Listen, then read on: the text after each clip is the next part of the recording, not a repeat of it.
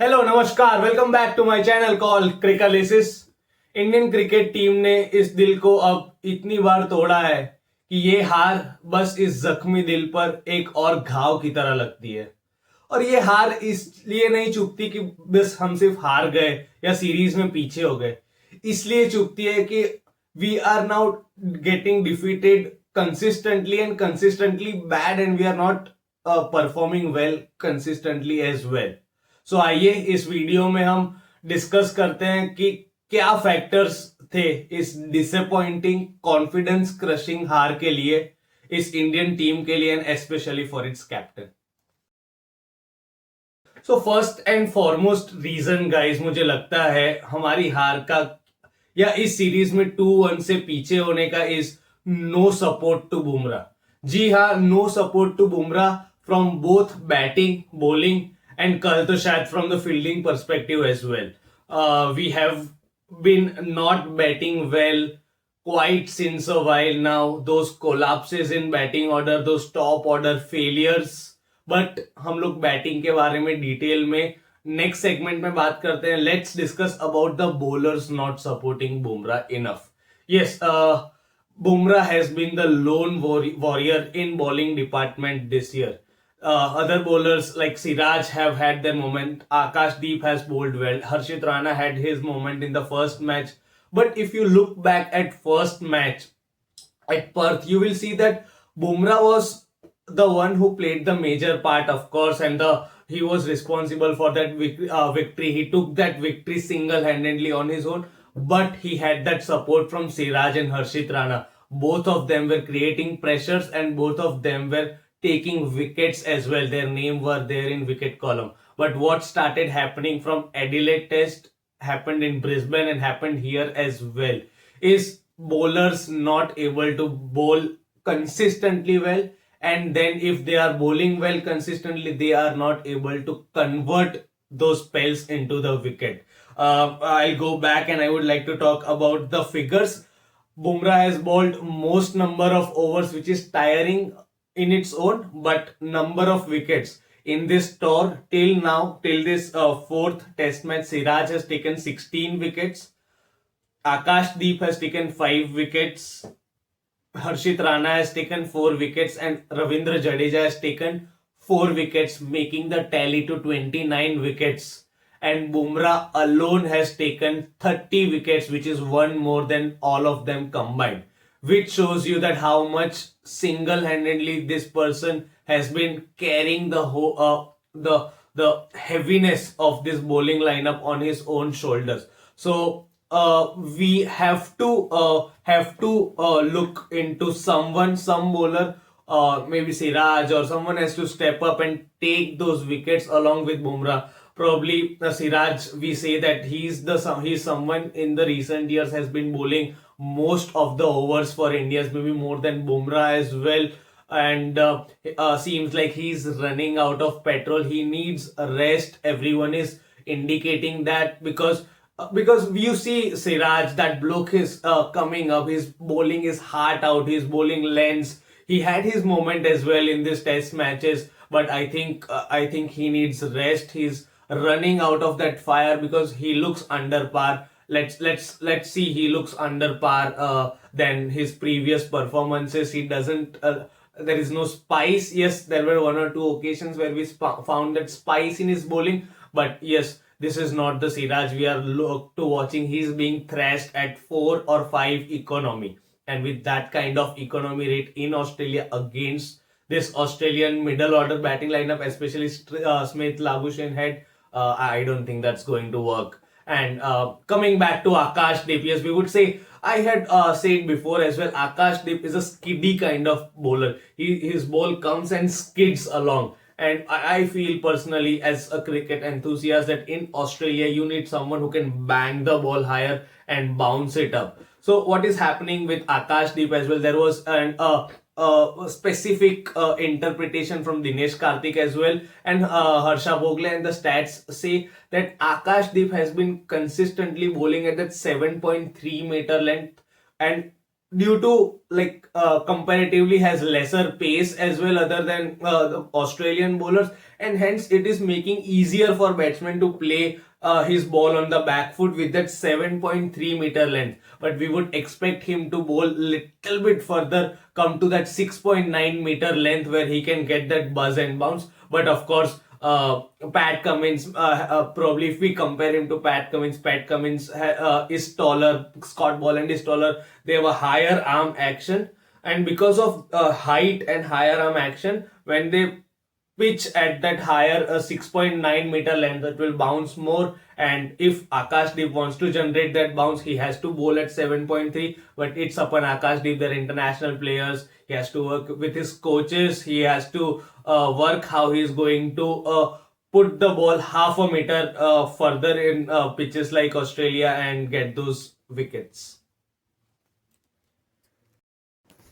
So the bowling support which Bumrah was not getting enough, which meant Rohit Sharma had to go with another bowling option in this match, because he thought that Bumrah, if he is going to bowl most of the overs and he is not getting support from other bowlers in terms of wickets, he has to bowl more overs, and that's why he got one more extra bowler in the side who can bat decent as well, which was what Washington Sundar. Of course, that call, of course, what Washington Sundar played those 50 odd runs, but that factor led one specialist batsman out of this side on this pitch, where Shubman Gill, I know he hasn't scored 40 plus scores in a while now, since that 91 back in 2020-21 BGT, but I think it would have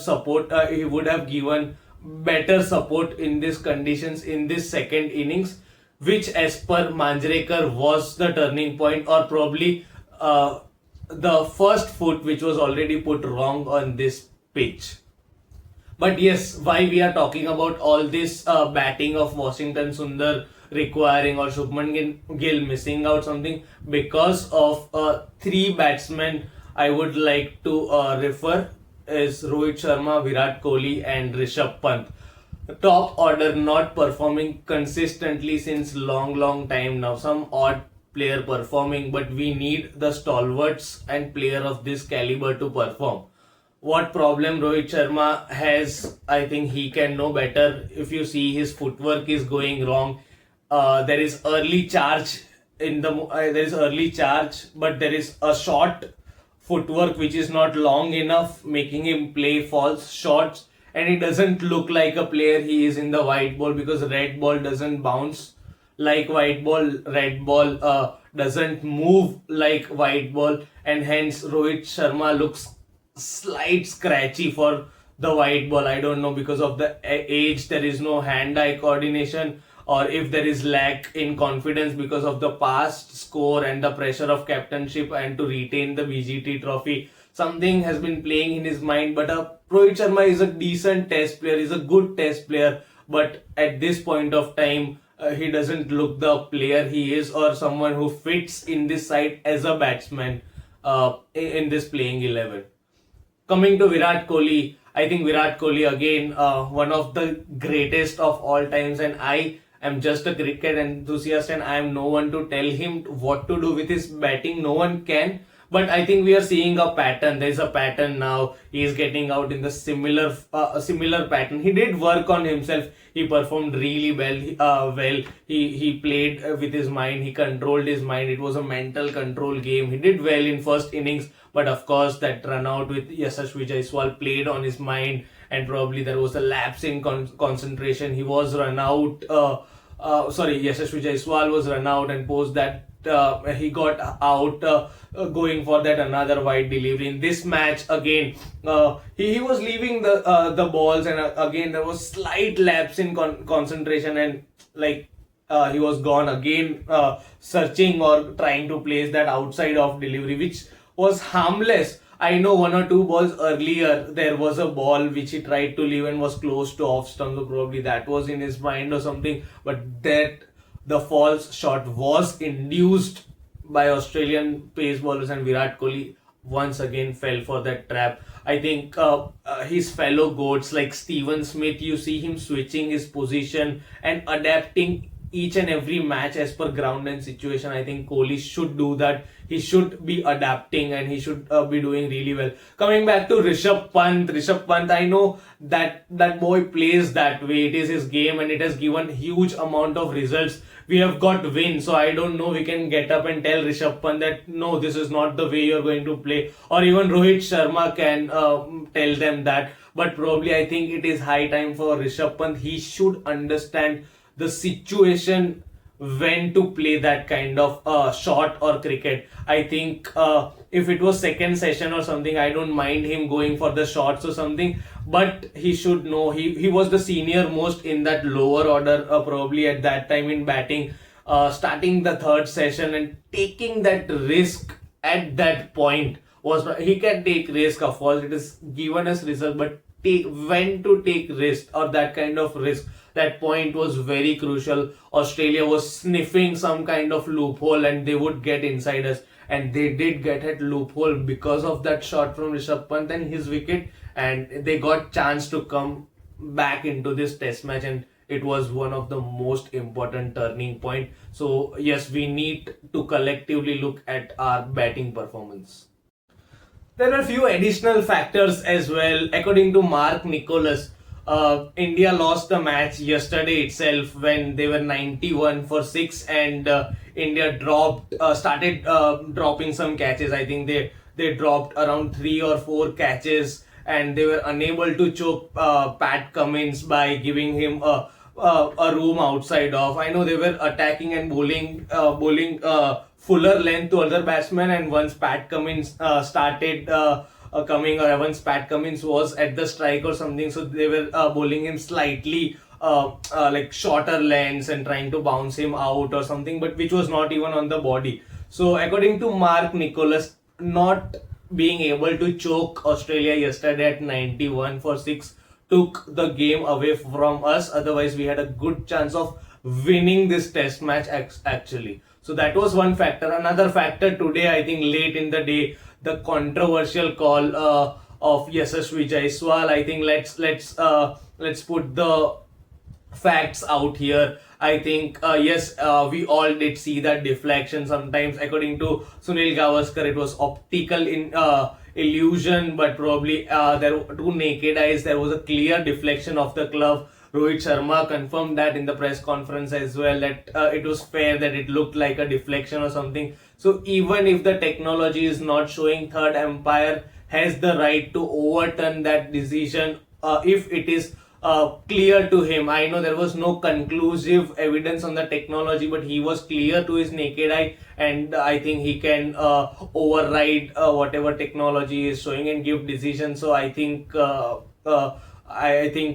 was fair, and I think it was fair. I mean, being in this situation. Otherwise, if Jaiswal was still there and if that decision would have come in India's favor, I think this match would have still gone to draw. So that was an important factor as well. But these factors are, one factor is like not the drop catches are not always in our hand. It's luck sometimes, or it's not 11. Like everyone to blame about it. It's lapse in concentration, or taking a bit extra pressure or something, and technology is also not in your hands or something. So it is a luck factor and it is something out of your controls. But what we talked about, Rohit Sharma, Rishabh Pant, Virat Kohli and Bumrah not getting enough support from fellow mates Siraj and Akash, these are fundamental errors which needs to be addressed and looked into if we want to win the Sydney Test match and retain Border Gavaskar Trophy. We still have chance. Let's not think far. Let's be in present. We have chance to still retain Border Gavaskar Trophy by making it 2-2. So that's what we will hope for. Thank you for bearing and staying with me in this video and supporting us. Keep connected to us for more engaging conversations, lively debate and deep dive into the world of cricket. Thank you.